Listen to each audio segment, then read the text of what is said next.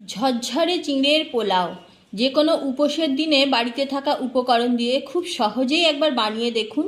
এইভাবে বানিয়ে বাচ্চাদের টিফিনেও আপনারা দিতে পারেন, খেতে অসাধারণ হয়। কিভাবে বানাচ্ছি সম্পূর্ণ ভিডিওটা স্কিপ না করে দেখতে থাকুন। আমার চ্যানেলে সকলকে স্বাগত জানাই। প্রতিদিনের মতো আবারও চলে এলাম নতুন একটা রেসিপি নিয়ে। আশা করছি আপনারা সকলে ভালো আছেন। আজকে আমি আপনাদের সাথে শেয়ার করছি সম্পূর্ণ নিরামিষভাবে চিংড়ির পোলাও। চিঁড়ের পোলাও বানানোর জন্য আমি এখানে শক্ত চিঁড়েটা নিয়েছি। ফাইন চিঁড়ে নিলে চিঁড়েটা নরম হয়ে যায়, পোলাওটা খেতে ভালো লাগে না। সেই জন্য এই শক্ত চিঁড়েটা নিয়েছি। আমি চিঁড়েগুলো ভালো করে পরিষ্কার করে বেছে নিয়েছি। চিঁড়েগুলোকে এবার পরিষ্কার করে ধুয়ে নেব। পোলাও বানানোর জন্য কিছুটা আলু সরু সরু করে কেটে নিয়েছি।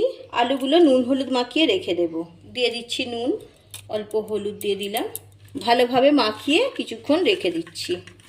আধ ঘন্টা পরে ফিরে এলাম। চিঁড়েগুলো দেখুন ধুয়ে রেখেছিলাম, একদম শুকনো ঝরঝরে হয়েছে। গ্যাস অন করে একটা কড়াই বসিয়ে দিয়েছি। কড়াইতে দিয়ে দিয়েছি কিছুটা সাদা তেল। তেলটা গরম হলে আমি বাদাম নিয়েছি, ভেজে নেব। তেল গরম হয়ে গেছে, বাদামগুলো ভেজে নিচ্ছি। বাদামগুলো ভাজা হয়ে গেছে, তুলে নিচ্ছি। কয়েকটা কাজু ভেজে নিচ্ছি, এর সঙ্গে কিশমিশও দিয়ে দিচ্ছি। কাজু কিশমিশটা ভেজে নিচ্ছি। কাজু কিশমিশ ভেজে নিয়েছি, কিছুটা কারি পাতা ভেজে নিচ্ছি। কারি পাতাগুলো ভাজা হয়ে গেছে, তুলে নিচ্ছি। ফোড়নে দিয়ে দিচ্ছি তেজপাতা, শুকনো লঙ্কা, লবঙ্গ, দারুচিনি আর ছোটো এলাচ। এলাচটা একটু ফাটিয়ে দিচ্ছি। কুচি করে রাখা কাঁচা পাকা লঙ্কা দিয়ে দিচ্ছি। নুন হলুদ মাখিয়ে রাখা আলুগুলো কড়ার মধ্যে দিয়ে দিচ্ছি। আলুগুলো অনেকটা নরম হয়ে গেছে, কত জল বেরিয়ে গেছে আলুগুলো। আলুগুলো ভালোভাবে ভেজে নিতে হবে। আলুগুলো লো ফ্লেমে আমি ভাজছি, অনেকটাই ভাজা হয়ে গেছে। এই সময় আমি দিয়ে দিচ্ছি মটরশুঁটি। এগুলো আমার ফ্রোজেন মটরশুঁটি, আগে থেকে ভিজিয়ে রেখে দিয়েছিলাম। আপনারা চাইলে ক্যাপসিকাম, গাজর, বিনস এগুলো দিতে পারেন। একটু ভালোভাবে ভেজে নেব। আলু মটরশুঁটি ভালোভাবে ভাজা হয়ে গেছে, আমি 1 চামচ ঘি দিয়ে দিচ্ছি। গ্যাসের ফ্লেমটা লোতে রেখেই ভাজছি। এবার একটু জোর দিয়ে দিলাম। ধুয়ে রাখা চিঁড়েগুলো দিয়ে দিচ্ছি।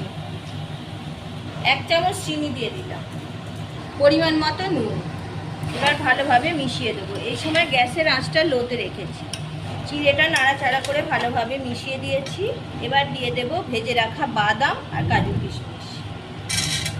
সব কিছু একসাথে মিশিয়ে দেব। গ্যাসের আঁচটা লোতে রেখে কিছুক্ষণ সময় ধরে নাড়াচাড়া করব।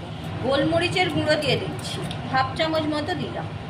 এবার ভেজে রাখা কারি পাতাগুলো দিয়ে দিচ্ছি। ভালোভাবে মিশিয়ে নেব।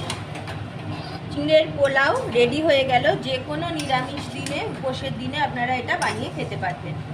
রেসিপি ভালো লাগলে অবশ্যই একটা লাইক দেবেন।